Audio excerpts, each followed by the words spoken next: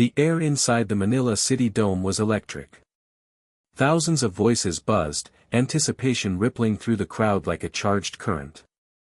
The judges, all international stars flown in for the televised global talent hunt, Voices of the World, sipped water and checked their notes. Backstage, a barefoot boy stood in line, his hands trembling, his tattered jeans revealing thin legs scarred by life on the streets. 12-year-old Marco Cruz adjusted the collar of his oversized white shirt, its edges frayed and stained from countless days spent begging in the markets. He clutched an old cassette player with cracked plastic, the kind most would consider trash. But for Marco, it was treasure. It was how he learned every word, every note of the song he was about to sing, Hotel California by the Eagles. He looked up toward the stage curtain, eyes wide and full of a strange mix of fear and hope. Behind him stood his younger sister, Leah, barely 7, clutching a hand-me-down teddy bear missing an eye. She gave him a crooked smile, the kind only the truly brave give to the ones they love. "You ready, Kuya?" she whispered. He nodded, took a deep breath, and whispered back, "For Mom." Their mother, once a beautiful singer in church choirs, had died 2 years ago from untreated pneumonia. She had taught Marco to sing, telling him his voice was a gift, something more valuable than gold.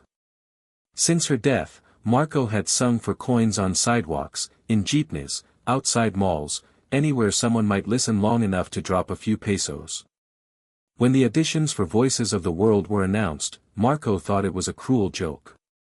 But Leah insisted. "Mom would want you to try," she said. So they stood in line for 11 hours, rain soaking them through. Marco had no birth certificate, no identification. But one of the crew members noticed the boy singing softly to his sister and let them in, breaking protocol. Now, it was his turn. The stage lights blinded him as he stepped into the spotlight. The crowd fell into a hush. One of the judges, a stern British producer named George Larkin, raised an eyebrow. "Name?" "Marco Cruz. From Tonda, Manila." "Song?" "Hotel California." The judges glanced at one another. A difficult choice.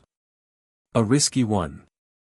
Marco lifted the microphone with both hands as the backing track began. The first chords drifted in, soft and eerie. Then, Marco sang. His voice wasn't just good. It was haunting. It wasn't polished or trained, but it carried something more profound, raw emotion, pain layered in velvet tones, memories folded into every note. The crowd was silent, as if the entire dome held its breath.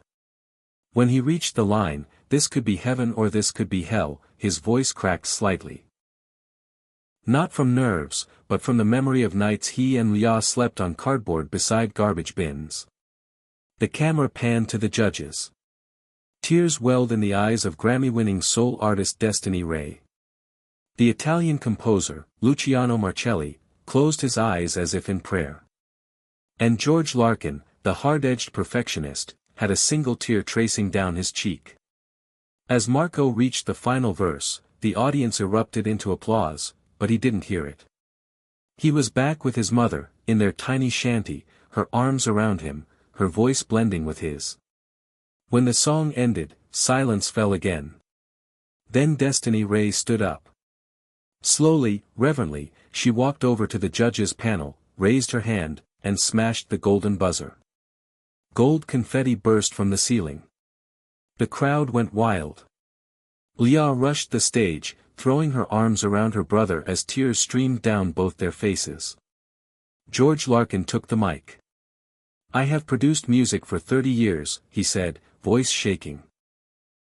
"And I have never heard pain turned into beauty like that." Luciano added, "You made this song new again. You made it yours." Marco could barely breathe. "Thank you, sir."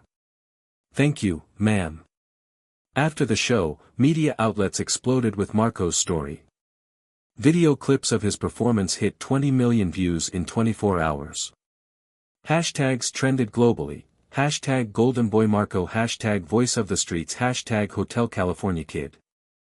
He was invited to speak on morning talk shows and radio stations. People were moved by his sincerity, his humility, and the bond he shared with Leah.